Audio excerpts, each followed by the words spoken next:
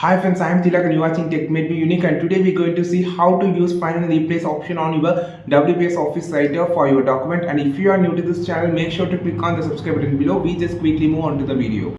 So I just going to find and replace by using this particular keywords. This is a keywords for my YouTube video. So you can use Ctrl F to open the find and replace option here. So you just click on the Ctrl F, it automatically the find and replace option will be appear here. Or you just click on the, you can see in the home, you can see the find and replace option here. You just click on the icon, it automatically appears here. First you just want to find, I just going to find WPS Office Writer. So I just copy the entire word here and I just paste here. Now you can click on the more option. This is the advanced option and the format option or special characters. These are the more options, that advanced option actually. And you can click find next. You can see it's automatically find everything, every words that all in, that's all. So that it's actually completed. And you can see find previous or find next or close option, and then go to the replace option here. Now just want to replace the WPS Office into only WPS.